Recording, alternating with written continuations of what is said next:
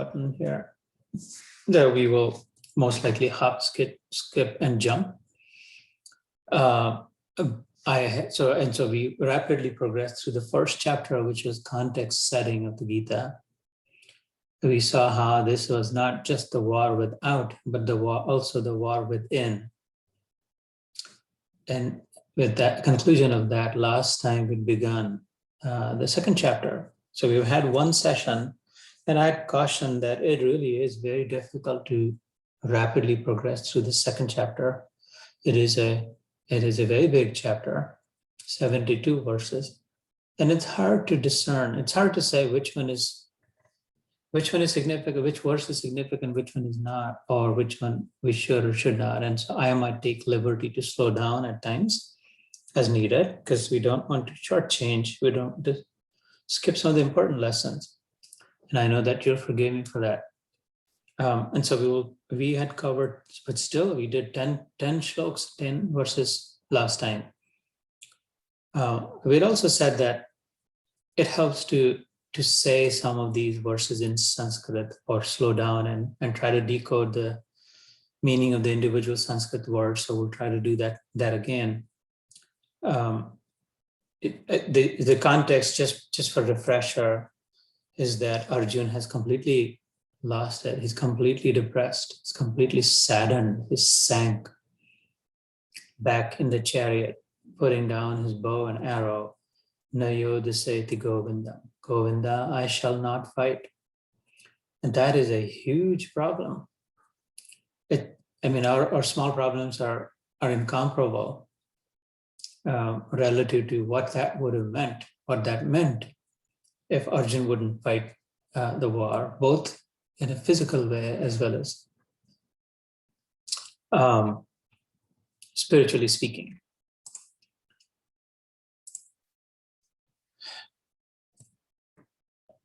So here we begin then from 11. And so what I'd say for today, like overall theme, is that we'll track along that this really is a journey from the material to the spiritual, from the gross to the subtle. All of Arjun's problems, all of Arjun's challenges, as I understand them, the reason he was challenged and he struggled is because he was very overly focused on the gross, on the material, on the objective world, only on the tangible, only basing his decisions and his opinions on that which can be seen, that which is tangible, that which can be touched or heard. In other words, objective world. What Krishna will take him now through this chapter, essentially, is the upward journey from the gross to the subtle, from the tangible to the intangible, from the physical to the spiritual realm, from the relative to the absolute. And it's really important to understand that distinction. It's the world, literally and figuratively. There's a world of difference. These two are different worlds, literally and figuratively. The physical and the spiritual, or the relative and the absolute. One is within the other, but one of those is decisively superior, decisively inclusive, decisively higher, without a doubt. And we'll see that decoded in this chapter. There's up through many of the verses and maybe I'll give you a few examples of what I mean, how I mean. And some of you have heard these examples. I think all of you have heard these examples, but just again, to bring it all together. Waves are relative. In a sense, the ocean is absolute. The entire body of the water is absolute. Individual ripples and waves are momentary and relative. The dream characters are a kind of a reality, but the dreamer outside of the dream character is the higher reality. They coexist. The waves and the entire body of water in the ocean, the waves and the ocean coexist. But one is higher than the other. One is inclusive of the other. And the other one is exclusive, limited, small, finite, temporary, formed, literally, right? Formation. And that which is formed must and will deform too. And that is the one that takes the physical form, gets a physical appearance, physically draws our attention, and we get just fixated on that, fixated on the form. We even give it a name. And that's what we ended up doing to ourselves. Someone saw our form and said, this is his or her name. And we were told that. And we accepted it. And we learned that. And we got fixated on it. And we firmed it up. And became grounded in it. We became anchored in it. That became all of our identity. That I am this man or this woman, and my name is this. I look like this. There is a form and there's a name. That I am a wave, that I'm a big wave, a small wave, a long wave, a short wave, a high wave, a low wave. And completely disregarded, never paid attention to, forgot, or became unaware of the substance within, right? Of what that waveform is formed. Waveform is formed of the main substance. That underneath that, I really am the water, not the wave. The wave by itself does not exist. The wave by itself isn't even a thing. The wave has no independence.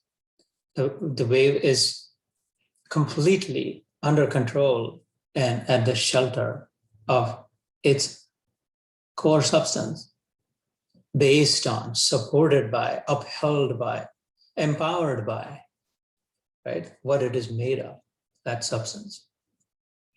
And therefore, in and of itself, it is that the wave really is that main substance, not that.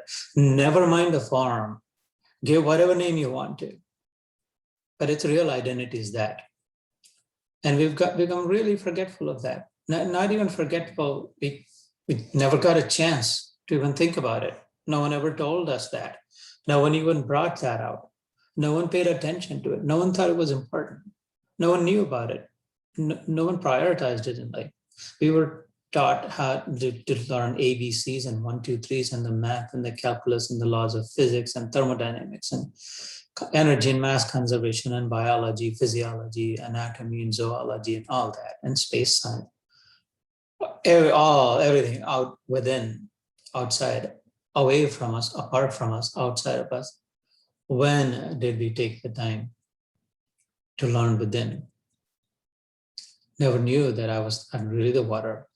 And the power of that, the massive power of that, the supreme power of that realization is just unimaginable and indescribable. The entire fear of a lifetime just suddenly vanishes. If I'm not even the wave, what do I worry? If I break, how long do I stay? How long do I get? Am I the bigger one? Are other waves mightier than me? Is there enough space for me? What about these little waves around me that I call my own? All that entire theory is debunked, like a bubble burst. Speaking of a bubble, what is it? But the same water. Momentarily air, the ego filled in it, the air filled in a drop of water. As soon as it is burst, water became water. Water fell down, that droplet fell down into the water. And the ego, the space that was bounded, and this is not just concocted theory, this isn't just to amuse you or just to indulge you. I would want you to think about it in your own meditation. I would love for you to make it your own, take it further beyond. That same tiny droplet of water, which was living first class and joyfully living, thinking and knowing it to be the mighty ocean entirely, that it really is and was. From somewhere, this puff of air, hot air perhaps, entered into it, and it assumed a boundary bounded by. We say karma bandhan में पड़ गया, बंधन है, freedom नहीं है, dependent है. And so somehow we have been bounded. So the bubble, as soon as that puff of air, hot air, got into it, it became bounded and took the form of the bubble. But what is it really? It's still the same droplet of water.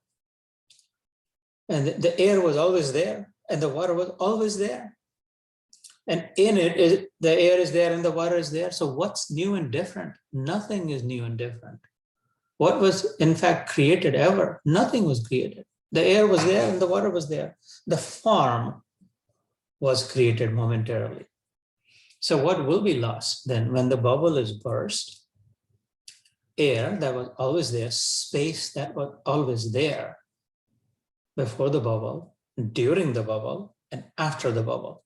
These are real concepts that will come in today's session. Or maybe next time. Na jayate mriyate va kadachi, nayam bhutva bhavita va anabhuya, ajo nitya shashvato ayam purano, na hanyate hanyamane sharire. It's a very famous slok that you hear Panditjis saying when someone dies and they're like lighting the fire on the pyre or doing pujas, and then they say, okay, just everybody fold around. This is the slok that they say from this chapter. That who was born, who dies, na jayate, not born, unborn, na mriyate, undying, va kadachin, never, ever, na hanyate hanyamane sharire. The real substance, the real stuff that it was made of, does not perish. It's the form that has perished. It's the bubble that was burst. But there was no such thing as a bubble. It was the same substance called the water and the same substance called the air that had mixed up and assumed a boundary, took on a boundary and shrunk itself. The infinite space that it was suddenly shrunk itself, thinking, I'm this tiny bubble in this little bubble. I want to grow bigger. I want to become big. I want more. I want different. I want to grow. I want to secure. I don't want to break because I don't know what will happen. It's the fear of the unknown. I don't know what will happen after I break. Good things will happen when you break. You'll regain your original state. You will become what you always were. Now is the delusion, the delusional living of having become what you never were, what doesn't even exist. It's a perceived reality. It's not the real reality. Was the space not there before the bubble was formed? Wherever the bubble is hanging, the space was still there. With the boundary, the space is still in it. When the bubble is burst, the space is still there. And that drop of water, same thing. So the one is relative, the other is absolute. The finite boundary caused the infinite to fool itself, to deceive itself, to hallucinate itself, to make believe into thinking that I am this finite little one. And that's the real injustice. The all-inclusive became this tiny exclusive, if you know what I mean. These are very significant words, meaning these are worth meditating upon. And I'm not saying because these are my words. I'm talking about the message, because they have the power to unleash, to burst that bubble, the proverbial bubble, to release the finite little us into the infinitude of our real existence, of our being. This is all that the second chapter will exhort us to pay attention to, because Arjun's challenge is that he is so misled, misguided, like you and me, completely taken by just the limited, the bounded, the temporary, the physical, the objective, thinking Bhishma is my grandfather, Drona is my guru, and this Kripacharya is my Pandit, my priest, and these are my cousins. The very objectified views. This bubble is my grandfather. This bubble is my guru. This bubble is my priest. And these bubbles are my own. Will these bubbles stay? Or will these bubbles not stay? Should I be bursting those bubbles? What will happen after the bubbles are busted? Is life even worth living after all that? I'm so attached to these bubbles. How long will the bubbles stay? What is it in the bubble after all? What's any definite time? There's difference between what it was originally anyway, that it will return to also. as a clueless, like us, we were, completely grief-stricken, anxious, nervous, upset, confused, given up, given in, fearful, all that. So we've gone through that description in the first session. But as we always do in the Gita reflections, we take a couple of steps back to reset the context so that we can make progress from there on. So again, so the main theme I'd want you to take away today is that really this message is going to be about taking us from the physical to the spiritual, from the relative to the absolute, from the gross to the subtle. If gross wants to escape, for example, if an ice cube, a very solid, very dry, solid, very hard ice cube, maybe a big ice rock, wants to escape or needs to escape or is feeling stuck, is just unable to do anything because it can't move, right? It cannot do anything. Naturally, there's one way for it to try to move and escape: melt.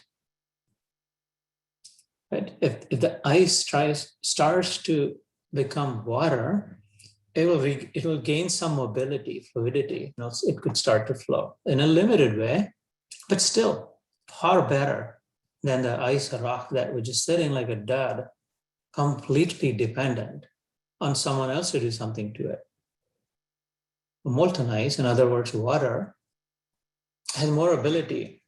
But even still, if the water wants to further escape, because it's still based on, supported by the ground underneath it, water still needs support. Water is still dependent for its existence. If it further wants to escape, by escape, I mean freedom. Escape perhaps is a wrong characterization of what I'm trying to say. I mean freedom, independence in its truest sense. Not having to rely upon anything, upon the doctors or the medicine or the job or the boss or the body for that matter, or the relatives or anything. I want my full freedom. What would be full freedom? It could not be a financially free retirement. It could not be an able body. How long will it last? How long will we be able to keep our financial freedom or the able body? It could not be anything material that we can think of. Full freedom, by definition, will mean freedom from everything. In one of the scriptures called Panchadashi, it's a very powerful scripture. It's uncommon. It's not very popularly known, but it is very formulaic. In it, one small short aphorism comes. It says, Sa vidya ya vimuktaye. Vidya, skill. Vidya is not knowledge. Gnan is knowledge. Vidya is skill. It's the application of it, right? And what do you do with knowledge? How do you use it? So sa vidya, the real skill is the exhortation in Panchadashi. Ya vimukti, the one that will fully free you. From what? Free me from what? Free you from whatever you can think of. What do I want freedom from? Well, just period. I'm talking about absolute freedom. The answer to the question of what will all be relative. Freedom from this, freedom from that, freedom from that. These are finite little relative instances. I am talking about, the scripture is exhorting us, this idea here, the Gita is taking us to a place where it's talking about the absolute realm. It is very important to properly understand the concept of absolute and relative. I know that Avinashada will fully get it, like the sort of the sharpest sense of the scientific sense of the distinction between absolute and relative. And I know that everyone else will. I don't mean to suggest anything otherwise. The only thing I'm trying to suggest is that don't let these words be just, generally speaking, absolute, relative. Yeah, we know what that means. Please, I request you, I pray to you, because this is not hard. This is not tough. It doesn't take time. It's not, the challenge is not that oh my God, you have to practice so much, you have to do so many pranayams, and you have to go to so many pilgrimages, you have to give so much in charity, you have to chant so many 16 rounds of this 24-letter mantra, you have to do fasting, you have to like hang upside down, you have to like hold your nose for like until you feel like you're dying. It's not necessary. With a sharp intellect, incisively, you cut through it. It reveals itself. I may have shared this when Kana was little, our son, and he used to go to Kuman for math, and he'd say, I don't know how to do this math problem. I used to encourage him by saying that just look at the problem. Just do one thing. If you don't know how to solve it, that math problem, just stare, like literally stare at it until the answer begs for mercy, until the question is bursting out the answer to you. And he tried doing that, and he was amused. And then he used to say, little Kana, like, oh my God, this is magic. It really does work, Baba. He would say, I'm staring at the question, and it's giving me the answer. The answer, my friend, is blowing in the wind, as Simon and Garfunkel would sing. And there is no mystery, there is no magic, it's just logic that by staring at the question, I am concentrating my thinking in it. I'm drawing all my faculties together. I'm becoming undistracted. That's my perfect Zen moment. I'm focusing and ripping through. It has no choice. The answer is there than to reveal itself. It is in that spirit that I urge that whether I say the difference between the relative and absolute, or finite and infinite, or the objective world and the subjective world, or the gross and the gross material, or the spiritual world, it is very important, if you're committed to your spiritual progress, if you desire freedom soon, freedom of the kind that I just talked about from Panchadashi, freedom from what? Freedom from whatever you can think of.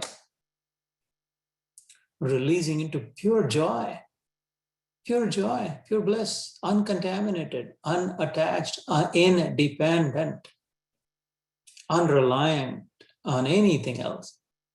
By its own nature, by its own virtue, sugar, sweetness is not dependent on whatever, anything.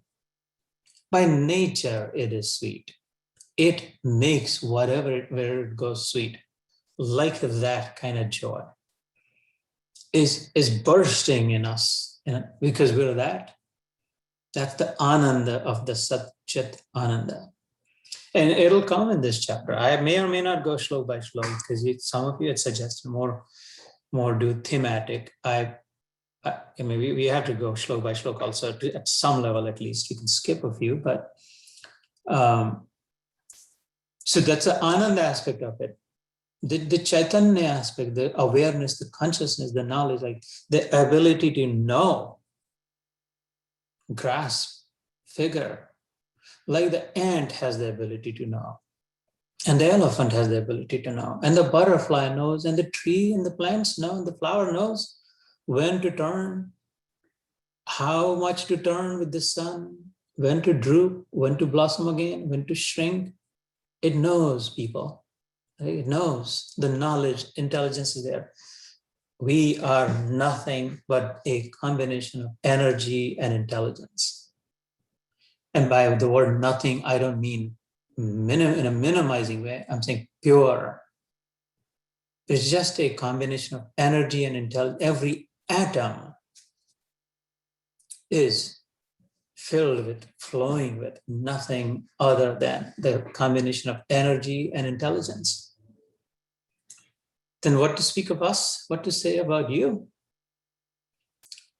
So that intelligence aspect is the Chaitanya, Chetan, the Chit in the Sat Chidananda.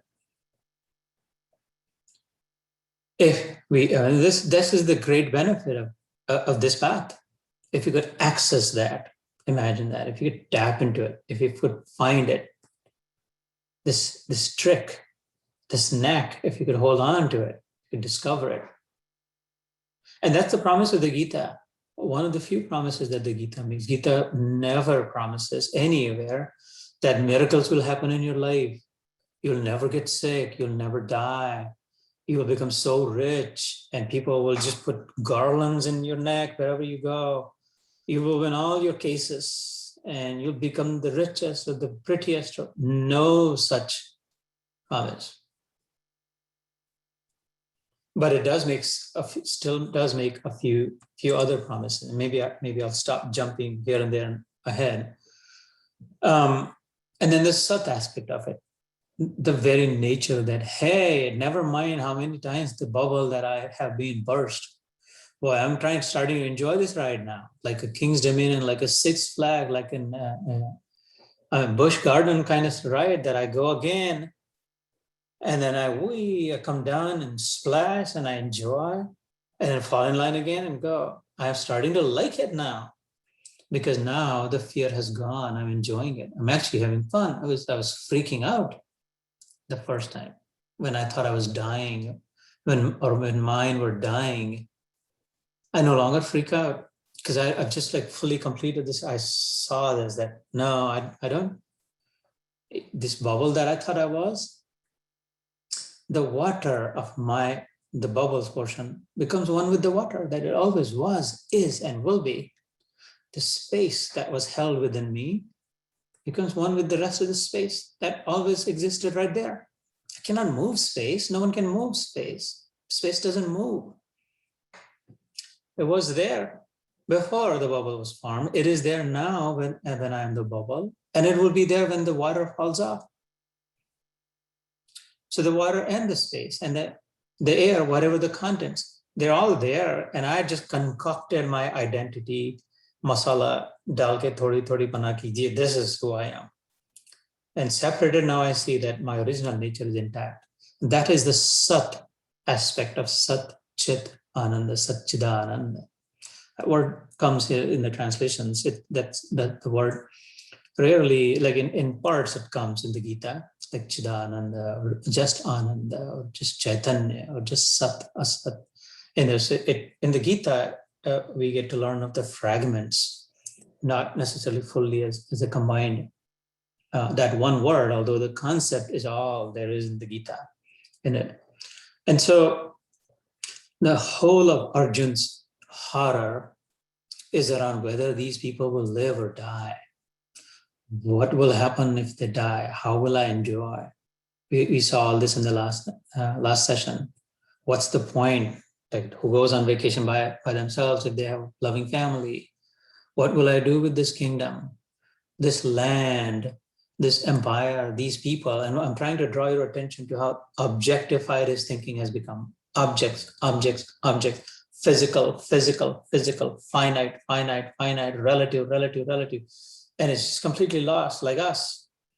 This person, boundary, finite, name and form. The kingdom, the empire, the emperor. So it's like completely fragmented consciousness. The unity is broken into 1,000 pieces. The unified vision. The Gita will take us to a place, and this is the glory of the Gita, that it will simplify, it will purify, and it will spiritualize. These are carefully chosen words. These are important, significant words. It will simplify our intellect. It will simplify our brain. That has become so complicated right now. There's just so much logic morass in our head. This is illogical, that is illogical, what about this, that, it cannot be, yes, it's just become a complete, the hairball isn't just outside the hair, the real hairball is inside, the giant hairball within. So in place of the complications, the Gita will simplify. This chapter itself will simplify. Many people, many great souls, including Mahatma Gandhi, have said, well, the Lord could have just finished his sermon right here at the end of the second chapter. Just really told everything there has to be told. The full truth is manifested. There really was no need for the rest of the 16 chapters. But that's only for such rare souls as him and some others. For people like you and me, and Arjun, the greatest soul, wasn't repetition and elucidation and more illustrations and addressing it from various angles and clarifying all doubts, all of that was essential, which is why it had to progress. But so here's the reward of the Gita. It will simplify the brain. Greater than that, it will purify the heart. It's priceless, a pure heart. Never let go of it. If you find a pure heart, cling on to it. Hold on to it. That is the best place to hang out. Pure heart. And Gita will reward us with that. We will no longer have to go anywhere searching for purity, for goodness, for truth, for love. We'll find it right within us, inside of us. So simplified logic, purified heart. Again, I cannot speak enough about the glory of a pure heart. I would want you to think of, in your own meditation, what would it feel like? What is it like? What does it look like? What might it mean, a pure heart? The most beautiful thing, the loveliest possession that can be had. There cannot be a greater ornament, more valuable than a pure heart. Handsome is what handsome does, not looks. So simplified logic, purified heart. Greater than simplified brain is the purified heart. Greater than purified heart is the spiritualized vision. When we look around, yo mam pashyati sarvatra, sarvam chamai pashyati, tasyaham na pranashyami, sachame na pranashyati. This is the 30th shlok, 30, in the 6th chapter. One of my, if not the most favorite chapter. I'm still debating whether the 6th chapter or the 12th chapter I'm having a hard time for a long time deciding where I've gotten the most value from the Gita. Sometimes I think this, sometimes more often I think it's a 6th chapter. But when I read this 12th chapter, it sure challenges that. So fortunately, in the Hindi session that we have on Saturdays, we've completed the 12th chapter. And so those of you who participate in some of those will possibly relate to that. But in the 6th chapter, there's verse number 30 is the one that I just recited. He says, the one who is able to see me and all in me, yo, the one who, mam, me, pashyati is seeing, witnessing, observing. Sarvatra. God is everything, and everything is God. If you don't like the word God, take your pick, make up whatever word. I address him, it, them, her by the name Krishna. They have no insistence. However you want to think of system. With the younger generation, when I talk, I simply call it the system around you, with Kanha, with Mohini. More with Kanha is the logical kind, Mohini is the emotional kind. With Mohini, I'm easily able to call it Krishna. With Kanha, I have to call, and I do system. The cosmic system around you, the ecosystem of the ecology, the law, the fundamentals, the foundation around you. When you see that pervading through everything and everything in it, tasya aham na pranashyami. For him or her, I am never invisible. Sachame na pranashyati, nor is he or her lost ever to me. This clarity of vision, then you're connected. Then the parallax has been removed, if you remember the physics lab from high school. Then the lens has been clarified. Then there's no way to avoid seeing him. It becomes the opposite. There's no way to not see. There's no way to unsee him everywhere once you caught hold of that vision. And that's what I mean by spiritualized vision. Simplified intellect, simplified brain, simplified logic, whichever you like, purified heart, spiritualized vision. That I'm now going wherever I'm going or whoever I'm interacting with with that same self-vision, that I no longer see one wave separate from the other and from the third, and I consider myself one wave, and I'm competing for space or more water or the height or length or duration of my existence. I'm just joyfully jumping up and down in the bosom of that mighty ocean. How are you going to destroy me? Where are you going to take me? What's going to happen? I alone exist everywhere, in all of them, in the form of you, my Lord. The dream characters, once the dream character has awakened, enlightened, awake, jagrat. Jagne mein rati ho, obsessed. Rati means in Sanskrit, rati and Kamadev, that's the pair, right? Rati is obsessed, obsession. And a kamana is desire. So together that pair, the man and woman, the demigods, Kamadev and Rati, Kamadev creates a desire and a Rati makes it obsessed. So the desire pops up in the head, and then Rati, if you hold on to it, that I'm obsessed, I must have it, I have to have this, I cannot live without it, first this, and that then lies all kinds of desires. But Jagrati, the one who is, obsessed maybe is a stronger word than real, but very has a great affinity towards jagna, staying awake, wakeful. So Jagrat, when we say the wakeful one, while sleeping, being wakeful. If the dream character could come out for a moment out of the dream, for a brief moment, but enough awake and see that, holy shit, this isn't anything. This mess doesn't even exist.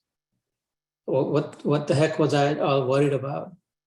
Nobody's cutting anybody's head off. Nothing is going on. This is just like a concocted. In the dreamer is first class sleeping. And in fact, that dreamer himself or herself has become all of us, including me. And in a while, it's going to be over. We all came from him. We are right now playing this drama of the dream in him, and we're all going to go back into him. And in fact, there's nothing, we don't even exist, it's just him. So I want to think about and be with and become one with, identify with him. Because the dream characters are truly identical with the dreamer. That's another concept I'd love for you to fully catch, fully make your own. Every dream character is identical, meaning not the same as, the similar, like one with this, absolutely the same. Identical with the dreamer at all times, never perishes. No dream character has ever died. So long as the dreamer is alive. So long as the world exists, in a way, in a manner of speaking, that this dream continuing on. So whether you think of it as the bubble or the dream character or the wave or any of that, the real substance is not relative, it's absolute. The real substance is not gross, it is subtle.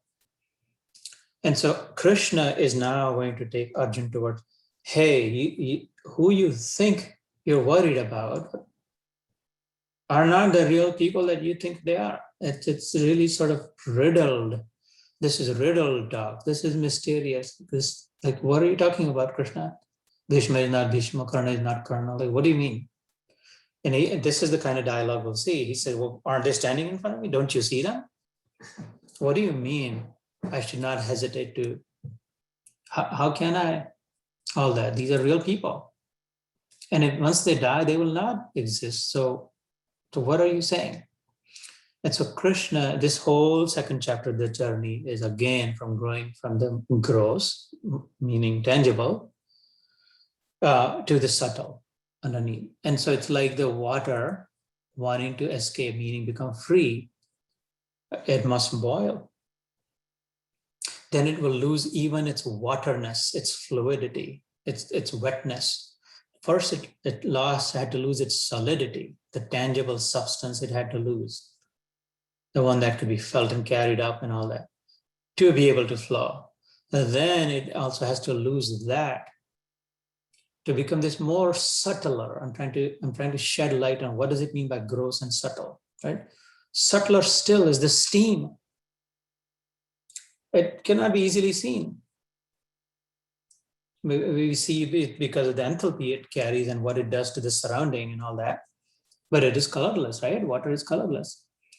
But as soon as it is becoming, the more subtler it is becoming, the more freer it is becoming, the more independent it is becoming, the more it has its own ability to go wherever it wants. Nobody's picking up steam and throwing it. Go, go, go, go. No, don't fall down. Okay, go again. Steam is not only going itself, but it is taking the 15 other train bogies filled with coal. It's pulling it bindas, mindlessly, not just carefully. It doesn't even care. It's so much freedom steam's got. It will jam through that piston, through that cylinder, even if you, no matter how much weight you put in it, it will have a way to escape. And in the process, free so many others with it. If it wants to become freer, it will eventually even have to drop the water content of even the steam. And if it becomes its original nature, air still will go further, higher, and so on and so forth. If you drop the air, then it will remain and become the space that it was, that there's no question of freedom. It is always free. It is always independent. That is the soul's journey here. We have assumed this very gross, very solid, very tangible, very finite, very relative form. And we're convinced, we've told ourselves and everyone else around us that this is all there is to us. This is who we are. And completely oblivious of what is that we that we're talking about. It is that completely free ever substance.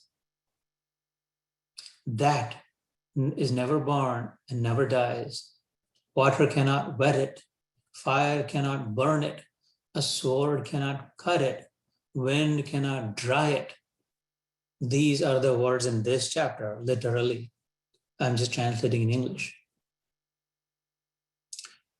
So Krishna is saying, but the forms that they have assumed right now, they are creating a ruckus here. Out of their own ignorance and oblivion, they're trying to amass more, become corrupt, and they're causing injustice, and they're doing just massive frauds all over. They're hoarding, they're killing, they're spreading injustice, completely forgetful of their true nature, that they actually do not need anything. And so this madness has to be stopped, Arjun. And if you are also acting and thinking like them, that, well, they and theirs, me and mine, and this will, and they will live in a, then that, you're party to that. You're then really fighting on the side of adharma. And mind you, be warned, Krishna says, I am on the side of dharma. Yato dharma tato Krishna. Yato Krishna tato jaya. Patthar ki lakir. It's the most inevitable truth, that victory will only and always be there where there's Krishna.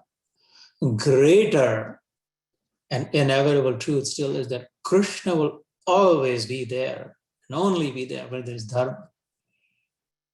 Therefore, dharma will always win. By now you know, by dharma I do not mean ever Hindu dharma or Muslim or Christian. Those are set of rules. I mean the original nature, the righteousness, the rightness, the goodness, the truthfulness, the inclusivity, the coexistence, the upholding of the system. I will use that word here for you all teenagers, everyone of you far younger than me. The system, you understand, systems thinking, right? If you bring the modern concept in, I'm sure you've heard of systems thinking. And so systems thinking is the person who has the skill of systems thinking is not just thinking of the minutiae, the details, or whatever.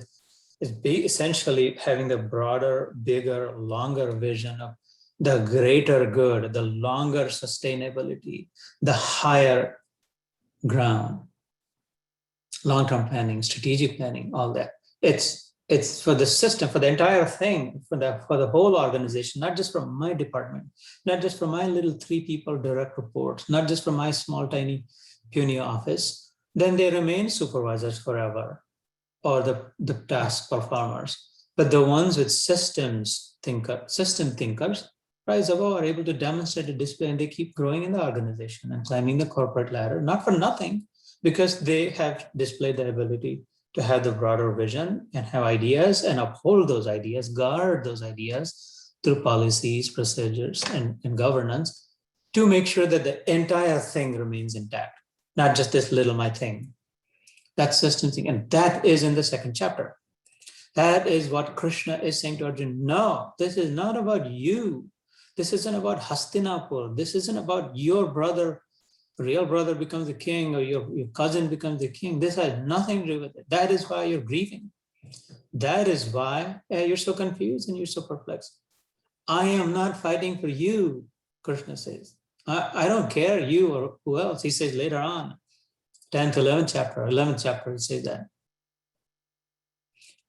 Consider these all people dead, with you or without you. It says in the 11th chapter, which we've completed, by the way, in the Saturday sessions. You want to fight, and otherwise get out of here. But do not believe for one moment, I have taken charge, I've taken control, I've decided that dharma will be reestablished. Yada yada hi dharmasya glanir bhavati bharata. Glani is passing out. I have come here to salvage as the savior from this righteousness, goodness that is passing out, and reestablish it. Paritranaya sadhuna. Reaffirm, reestablish, reform, recalibrate, reset those who are good, the right ones. Vinashaya cha dushkritam. And annihilate the miscreants. Teach the villains a lesson. Put a muzzle on them, stop them, press them. Dharma sansthapanarthaya. Samastapana. Stapana is establishing, and samastapana is like solidly reestablishing. What? Dharma. Sambhavami yuge yuge. Arjun, this is when I come, and this is how I come, and this is what I do. Every time I come, and I came as Ram, did the same thing. And here I am now, I'm going to do these 3 things. There are always 3 causes when they combine. I arrive. Goodness is passing out. It's almost like non-existent. It's on its last leg, last oxygen, as they say, although not funny here. And badness has taken over completely. The weeds have completely taken over the lawn. When that happens, and there's just no way to make any sense out of anything that's left. That's when I arrive, I descend, avatar, avataratis, avatar. Descending, literal meaning of avatar is the descendant, one who has descended, climbed down. He does not need to, this is not worthy of him, and he doesn't care, and this world gives him nothing. All this he says in the Bhagavad Gita later on, we'll see, third chapter, Karma Yoga. And yet he says, I come and I fix it and I leave again. And then $5,000-$10,000 years, it stays. It starts to degrade again, and then I have to come and put it up again, and then leave, and then it starts to degrade again. Such is the nature, c'est la vie, right? It goes up, must come down. So there you have it. All of this is what is in the second chapter, and there is a lot more. Oh, the most phenomenal, dramatic, stunning part of the second chapter is that towards the end. From 55, verse number 55 to 72, there's 18 verses. It's interesting. This has 18 chapters. Also, Bhagavad Gita, the battle of Mahabharata lasted for 18 days. So the last 18 verses of the second chapter, from 55 through 72, unbelievable, indescribable power in it. Why so? Because through these conversations, when Arjuna starts to settle down and pacify, he asked, okay, all right, I guess I'll take it. whatever you're saying, I'm intrigued. Now you got my attention. So do me a favor, Krishna. Sthita pragyasya ka bhasha. This might be 51st verse later. Samadhistasya, 54th. Samadhistasya Keshava. Sthitadir kim prabhasheta. Kim asita vrajeta kim.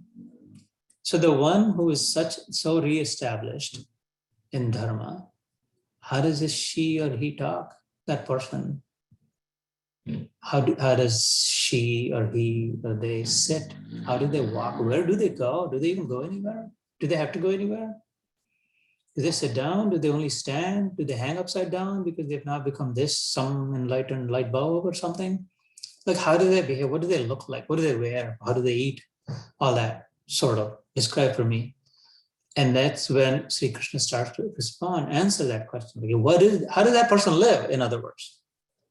Once you have transformed, once the light bulb has gone off, once it's been illumined, once the light has been enlightened, once the Buddha has become the Buddha with the seeking of the Bodh, right? Bodh is lesson. Bodh means, in Sanskrit, means lesson. Once the lesson has been learned, this is what happens. How do they live? Do they even live, or do they just kill themselves? Like, why live? So the response to that is one of the most stunning places in the Gita to visit.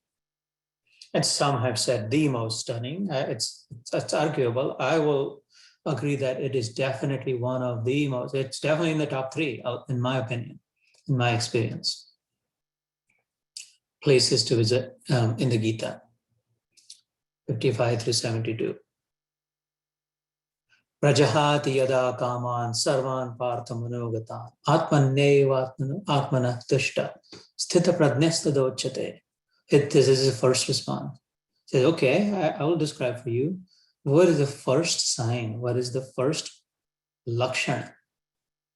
How can you, just the first thing that jumps out, first thing that is so evident and obvious about that person is that shlok, then 55th. Prajahati yada kaman sarvan partha manogatan. Hey Parth, hey Pritha Putra, hey Kunti Putra. Partha means Prithvi, came from that word. Prithu, the king Prithu, his descendant was Pritha, Kunti. Her son was Parth, Arjun. And his charioteer was Partha Sarathi, Krishna. And is one of his names, Partha Sarathi. So, Prajahati yada, I'm just going to jump. You've given me the liberty. This is what some of you asked. Sanjeev Bhai is not here today. Shalini, Sanjeev Purvi Van, Sanjeev Bhai had said, I think Arun Bhai had said also in the first session that we don't necessarily have to go verse by verse. I started this thinking I still will need to go verse by verse. But when the tap opens, I get out of the way and let it flow.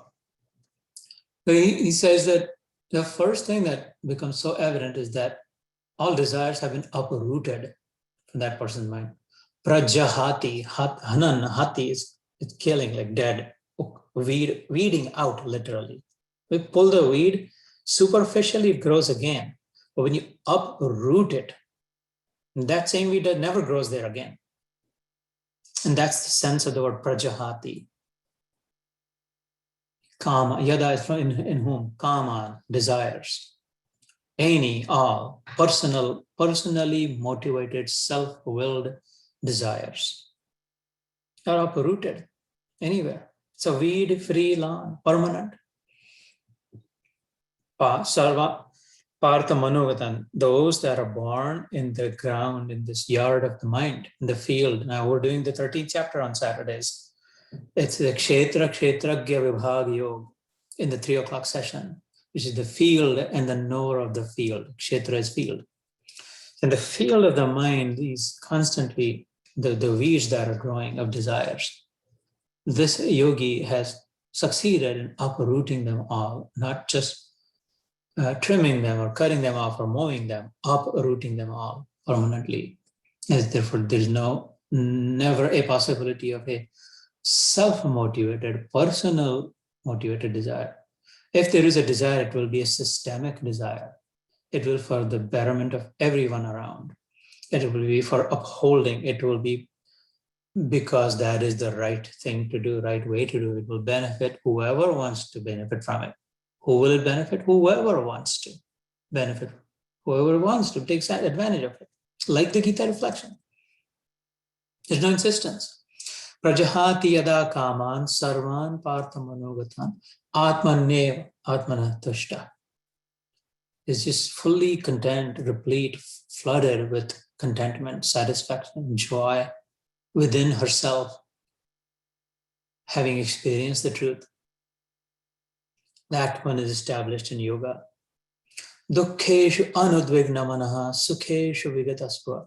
These are bombshells that Krishna threw, that nothing can live after that material. These are such powerful exhortations. It is like super power packed. Dukkeshu anudvigna manaha sukheshu vigataspruha vita raga bhaya krodha stitadir muniruchyate. This is the next lakshan that he says after 18. Dukkeshu anudvigna manaha. In times of grief, misery, like dukkha, everyone understands dukkha. In any circumstance, situation presenting dukkha, anudvigna. Ud is rising, agitated. Veg is pacing, speed. Catching speed, rising, agitated, excited, nervous, upset, angry, all that. And therefore, like raising volume, raising arms, all that, right? Everything starts rising. The eyebrows are raised, arms are raised, voice goes up. We stand up, we were sitting down, all that. It's interesting to watch. Everything is, and here the word is ud vignamana, like rising up. The mind out of agitation. Na dukkeshu ana udvignamana. It's still sitting down, still calm, still the same, still sukheshu vigataspruha. Not salivating like a dog for a bone, for some sort of a sukh, never begging.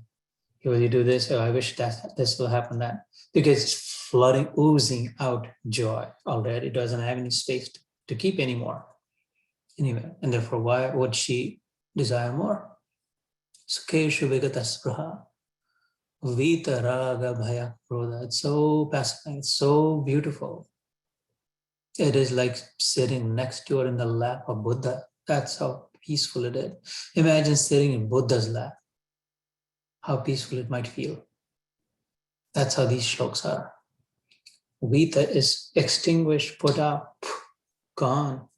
What? Rag, bhay, krodh. Rag is this, again, attachment, obsession to anything or anyone. Bhay is fear, anxiety of anything or anyone, ever. Krodh, anger, agitation towards anything or anyone. Vita, raga, bhaya, krodha, sthitadir maniruchyate.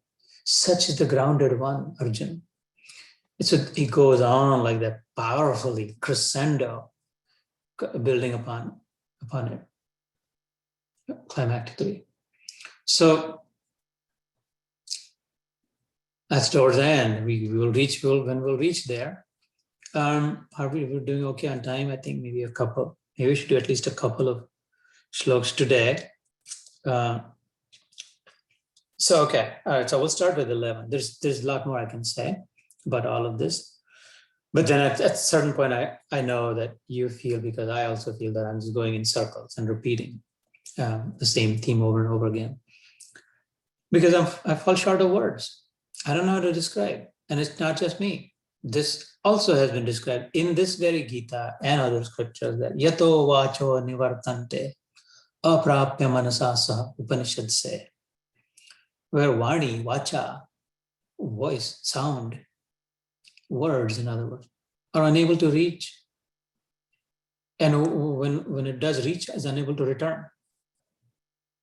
So there's no way to really describe the experience, right? There's no way to describe the experience of hunger, fully, no way to describe the experience of love fully. We can talk around it. This, you get stomach cramps, you feel weak, you feel like, oh, I might die. No, but really precisely describe for me what hunger means. Well, you would have to get hungry for that.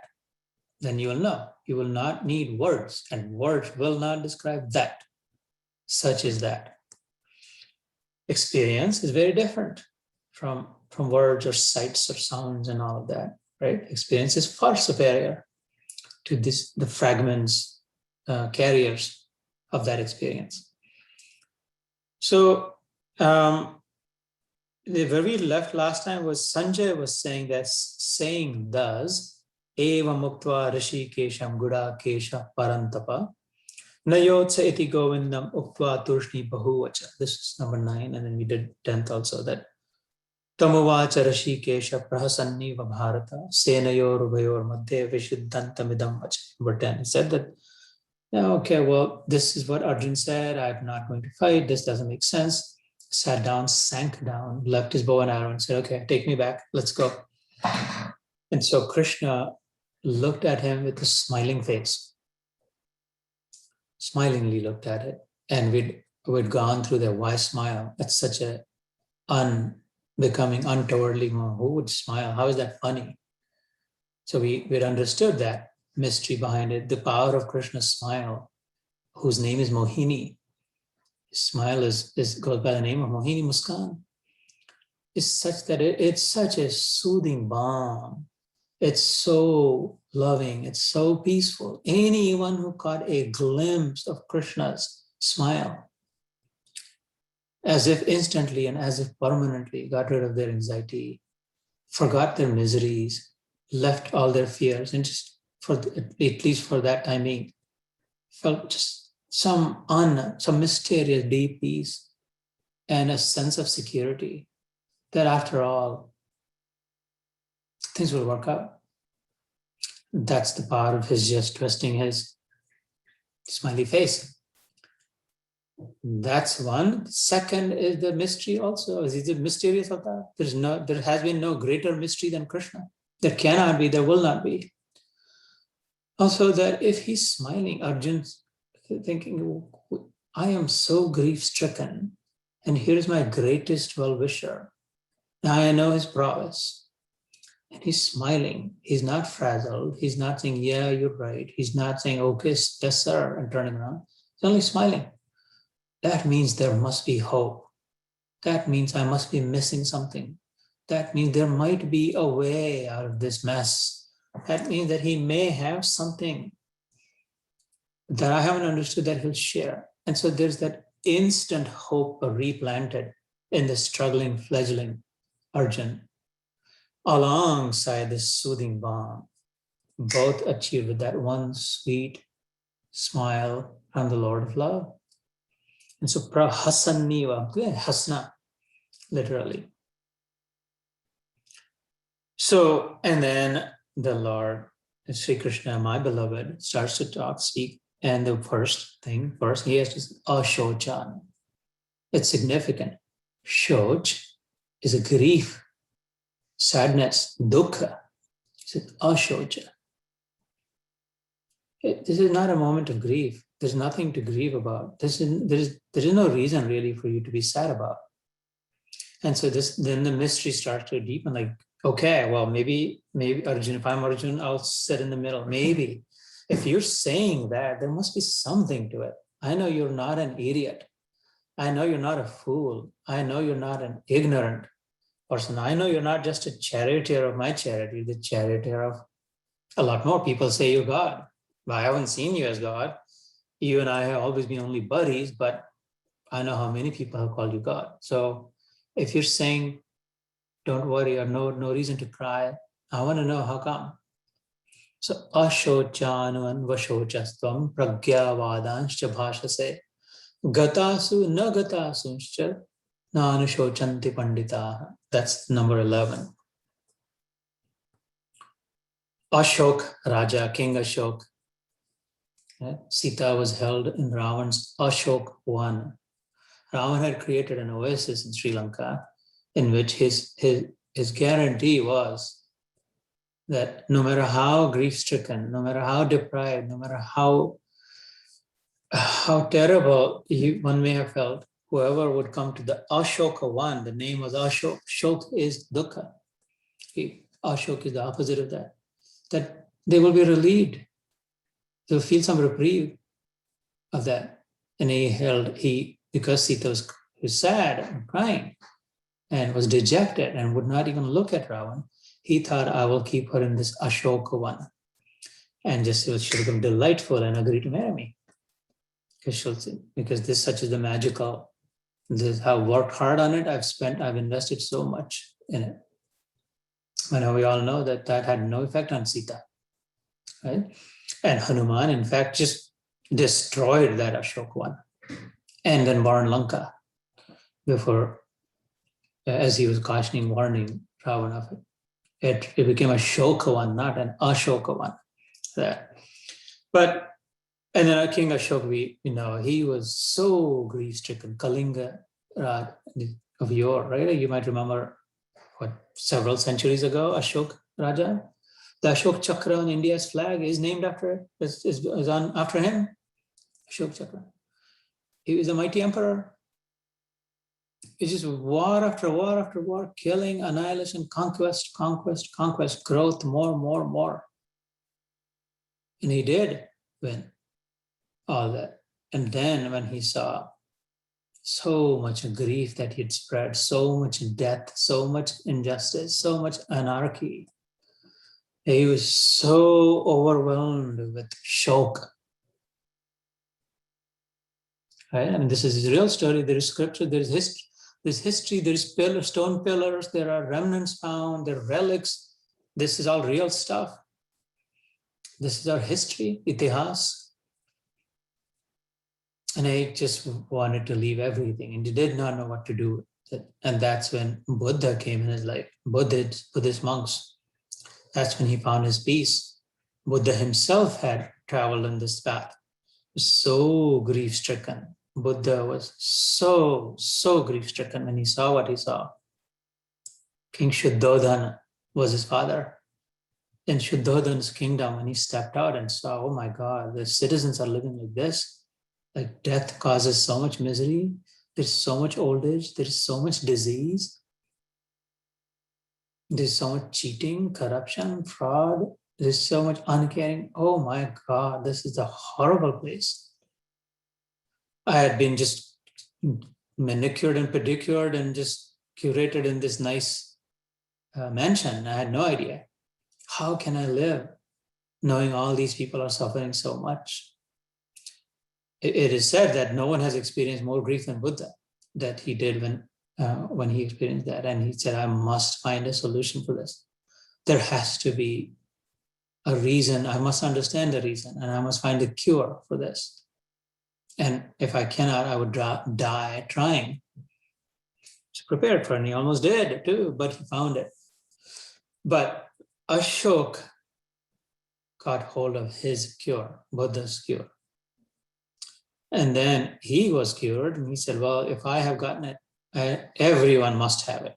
My kingdom is spread everywhere now on the subcontinent, in Indonesia, in Burma, Bhutan, in Malaysia, everywhere, right? Not just in India.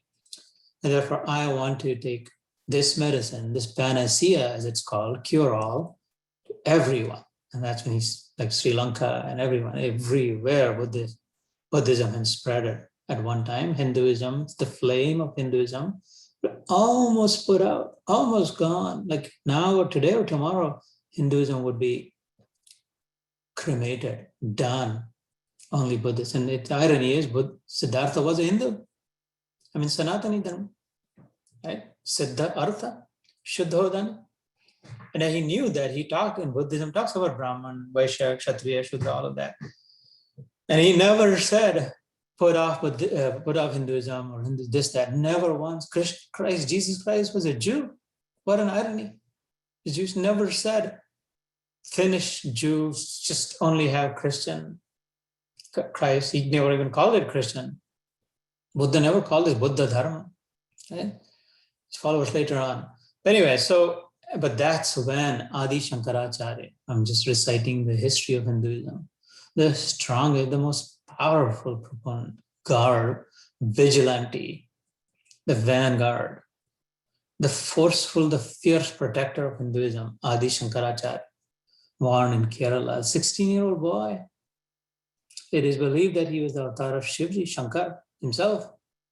And I believe it because only someone like him could have the power to reconquer northwest, east, south, everywhere, all the way to Kashmir from Kerala. He literally went to Kashmir and reestablished there Hinduism. And then in Jagannath Puri on the east, and then west, the Char Dham and all of that, he reestablished Hinduism, Advaita Vedanta, Siddhanta. And so that they could coexist. The greatness of Hinduism that we never put off anyone, we never kill anyone, we never finish anyone else's privilege. We figure out a way to coexist and create space for everyone because it's rooted in inclusivity. It's rooted in Sanatan Dharma. It's rooted in this very fundamental belief that everyone has the right to exist. Everyone has the same self in them. Everyone is equal. Everyone is made of the same stuff. Spiritual evolution may be different, but the spirit is the same. The level of realization may be different, but that does not change the main substance. How much it is uncovered, 2, 3 oranges, if they're all covered, they look like one is peeled a little bit, the other is peeled some more, the third one is peeled even more so, and another one, even they're opened up and you are able to see the seeds or the bananas, or the peeling might be different, but the orange is the orange and the banana is the banana. And so in time, they will be peeled and rediscover their own identity. So he says here, Ashochanan Vashochastvam Prajnavadansh Bhashase. Bhasha, language, Bhasha says you're speaking.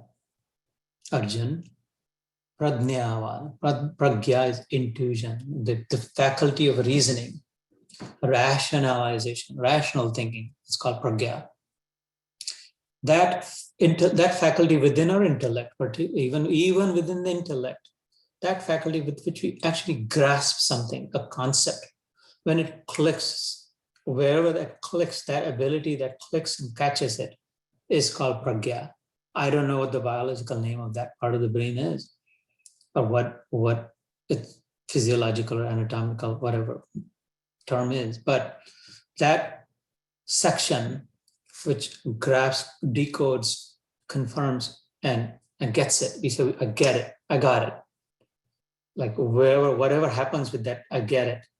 The aha moment. Got it. That is pragya. There is I love it, strong, forceful, powerful aphorism in the Upanishads. It's a very small, but it's a power-packed, tiny little verse. It's called Ritambhara Pragya. So pragya, the word that's here, comes there also. And it's the Upanishad says that person, the enlightened ones, pragya, that faculty which catches, which grasps, which gets it, wherever the light bulb goes on. Bhara, filled with, overflows with rather. What? Rita. Rita is a Sanskrit term which is superior to Satya. All our lives we've been saying, oh, Satya, Satya bolo, Satya ki jai ho, Satyameva jayate, Satya, Satya, Satya. And the Upanishads tell us mystically, well, there is something higher than Satya. How come? What does it mean? What do you mean there's something greater than truth? Or something higher than the truth, or something so different from the truth? It says, yeah. And the enlightened one's faculty, pragya, is filled, Ritambhara pragya. That's the reward of this journey. And so, how does that mean? I'm going to bring back the same example. When the dream character, there are good dream characters and bad dream characters. Some dream characters are always telling the truth. They do not lie. And they say, and other dream characters say, yeah, he, she, or that family Raghukul Riti Sada Chaliyai Prana Jai Par Vachana na Jai. They are truthful. They always say, these are not, this is all what's going on in the dream. There is something called the truth and something called the not untruth in the dream. The truth and the untruth are both non-existent. The higher truth is yet something else, which is outside of the dream, in which neither the truth exists nor the untruth exists, or both the truth and the untruth coexist as the same thing, meaningless, because in the higher reality, that truth is meaningless and that untruth is meaningless because none of that is actually happening. None of that is actually real. It appears to be real. It feels like real. It's momentarily real. And so everything within it is momentarily apparent, not real and permanent. But the higher truth then is the truth of the dreamer. And that's a Rita. And this dream character that has woken up and come out of the dream and sitting on the lap of the dreamer, then together watching that dream again, is filled with Ritambara Pragya. You'll hear some saints saying that, or some places it's written, and that's what this implies. But here that word appears also, Pragya, that part of our intellect. So you are talking as if, you're talking like, like people, the wise guys, the knowers, say, you're so confident, you seem like you really know, you're talking like you really know the truth. Pragnya Vadanscha Bhashase. Ashochan Anvashochastvam. And yet, Arjun, you are grieving for those who are not worthy of grieving. So I don't understand that. You're talking so confidently, and I know that you're sincere. Arjun was sincere. Arjun was an embodiment of sincerity. It's doubtful if there was anyone more authentic than Arjun during his time. So this is not deception. It was not dubious. He was certain, he was confident. And that's what Krishna is acknowledging. Oh, it looks like you know what you're talking about. And yet you're grieving. If you really knew the truth, if this indeed, whatever you think you know would be the truth, then the second line says, Gata su na gata sunsha na anushochanti pandita. Gata is the ones who have gone. Gata. Gati is speed. Gantavya is the destination. Gata is going. Gata su, those who are na gata sunsh, and those who have not gone, meaning those who are here right now, alive, gone when meaning dead. Gata su na gata sunsha na anushochanti pandita. That shoka word is there again. Pandit, those who know, those who really know the truth, never grieve for those who have gone or for those who have not gone. And yet you are grieving. And yet you're talking confidently like those Pandits. Interesting, essentially. So this is a very colloquial, conversational episode, right? The whole entire experience is very conversational. This is how friends would talk to each other. Hey man, like what gives? What's up? Like how come? I don't get it. So it's interesting, he says that those who really know grieve neither for those who have gone nor for those who have not gone. Gatasu na gatasu na anushochantipan. So then you tell me, I'm asking you, who is left then to grieve for? If the knowers grieve not for those who have gone or those who have not gone, who's left in between? It's a rhetorical question. It means those who know grieve for nothing and no one. They do not grieve. They're detached, they're separated, they're disconnected from grief. They're done with the grief. There is no place, there is no possibility, there's no existence for grief in the lives of those who know. It is not possible to experience grief. Now, this is awesome, Bhagavad Gita. In the 6th chapter, it will share how the real yogi makes others' grief his own, makes others' joy his own, engages, participates, never gets entangled, still internally remains aloof. Because she no longer is living for herself. Her job is done. The rest of it, in the middle of the dream, this dream character was pulled out by the Lord, by the dreamer, and said, hey, listen, you're crying and you're getting worried and you were afraid. Do you see now that these are all dream characters and you in there, you're all in my head. It's just a concocted notion, idea. You say, oh, yeah, got it. Oh, thank God. Okay, well, what should I do now? Go back to the dream. It's only 2:30. The dream is supposed to be over at 3:00. And now I want to go back. It's a horrible dream. No, go back. It's no longer horrible.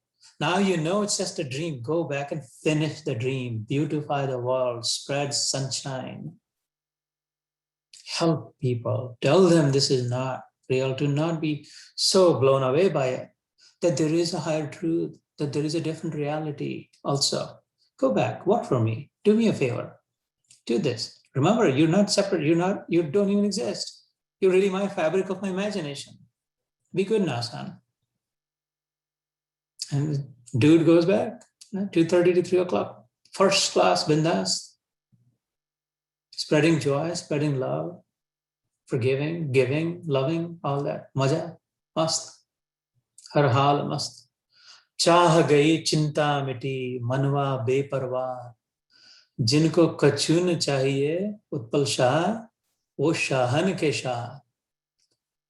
You had heard this, Bhaiya, in Gainesville when we were sitting, and I had pointed to you. Shah न रह जाए, बादशाह के शाह बन जाए इस ज्ञान के द्वारा. So it's interesting. He says right in the first shot, in the first heading out of the park, that there is no place for grief. There's no reason for grief. This is not real. So let me do this. Let me read this in Hindi and English. The English is the Eknath Ishwaran Gita that I had suggested that you follow because it's American English. It's Fulbright scholar, English professor, University of California, Berkeley, 30 years, retired now, is no longer, and established the Blue Mountain Press or foundation, I think. So he translated as thus. Krishna said, you speak sincerely, but your sorrow has no cause. The wise grieve neither for the living nor for the dead. Shri Bhagavan bole, hey Arjun, तू शोक न करने योग्य मनुष्यों के लिए शोक करता है और पंडितों के जैसे वचनों को भी कहता है, परंतु जिनके प्राण चले गए हैं उनके लिए और जिनके प्राण नहीं गए हैं उनके लिए भी पंडित जन शोक नहीं करते.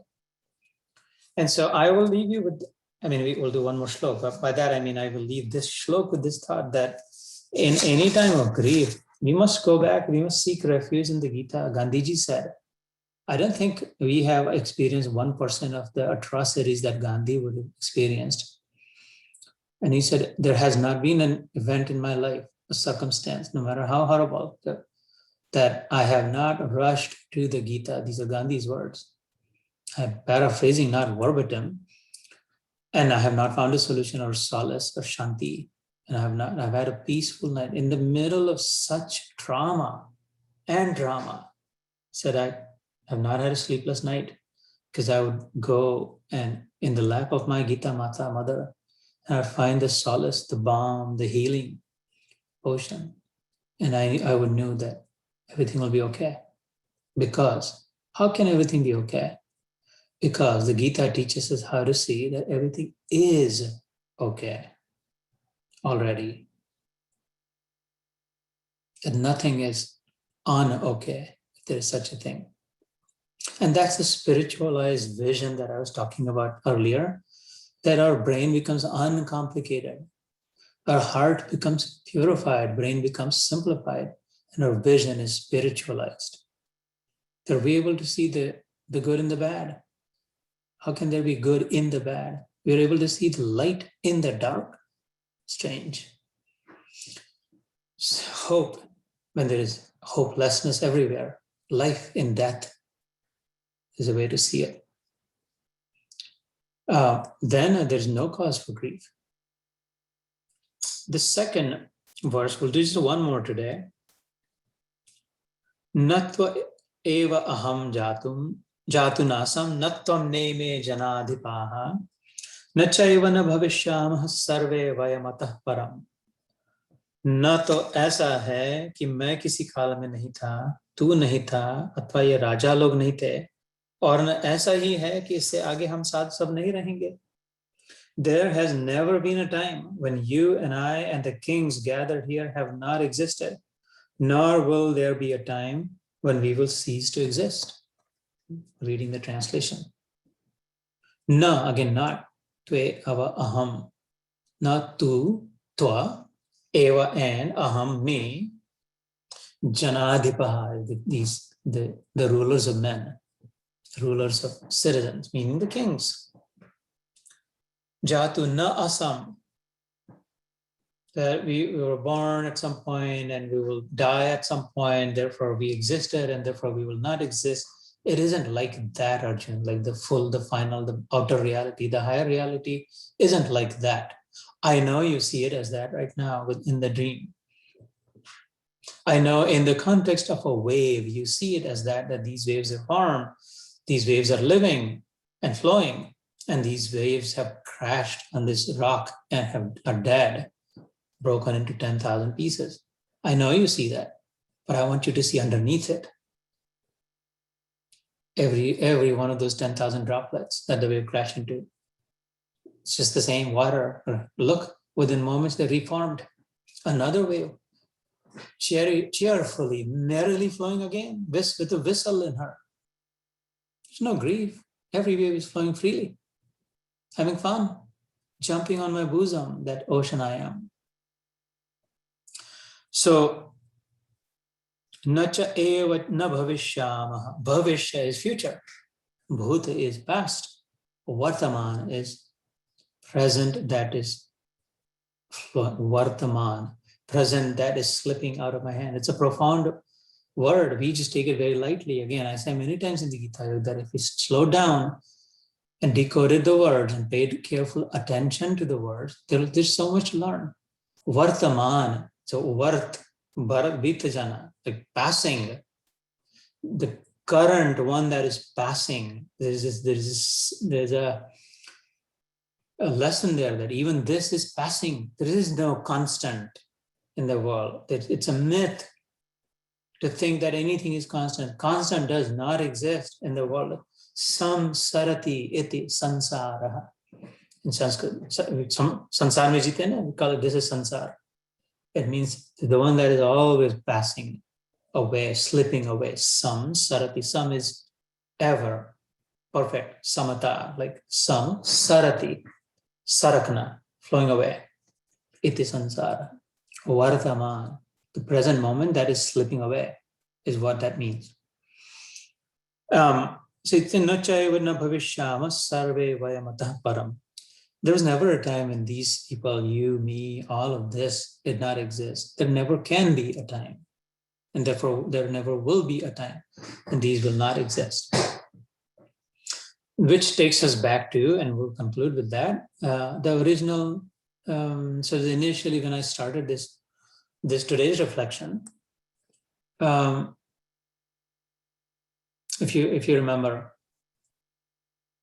the finite, the gross, the objective, the formful was created, and it is the form and the formful that will be destroyed. But that out of which the form was created, that with which it is created, that the form is actually made of, was not created. And therefore, when the form is destroyed, that will not be destroyed. When during the dhyan, I had said, towards the end of the dhyan, I'll post it in the next couple of days if you missed it or if you want to listen to it again, that the biggest trouble, the main challenge, the only one really, is that we have misidentified with the body, with the form, with the physical, with the gross, with the finite, with the limited, with the temporary. All that in the form of the body, we have misidentified. If I start thinking that I'm Utpal Shah, right, or I'm Arun Rikhi, or I'm Avinash Vaikar, or I'm Uday Jodhpurkar, or I'm Falguni Pandya, If I miss it, like everything is meaningless, then whatever I do say is just like it's rubbish. Because the fundamental mistake happened that I'm not even that person. Like, what are you talking about? The only right place for me would be the lunatic asylum. Like, I would be locked behind doors, and like this guy is like insane and possibly dangerous. Well, guess what? We are dangerous. Humans are dangerous. We all know that today. Very dangerous. We're dangerous to others and we're very dangerous to ourselves. There is no greater enemy. Sixth chapter will inform us than the one than we what we made ourselves to be. Uddharet atmana atmanam atmanam avasadayat atmaiva atmana bandhu atmaiva ripur atmana. Ripu, it's a very, it's an enemy. We alone have become our own enemies. And that's in the sixth chapter when we get to that. But if we misidentify with that, then the job here is to, first of all, disidentify. Now, if I no longer want to be known as Falguni Pandya, and I want to be known as whoever I am, then I'll have to first thing have to disidentify from her, saying, oh no, that's right, I'm not this, that, all that. I'll have to disconnect from it. I'll have to remove, I'll have to create a distance. I will have to become the witness, the observer, Sakshi, right? And that's the 13th chapter in the Gita.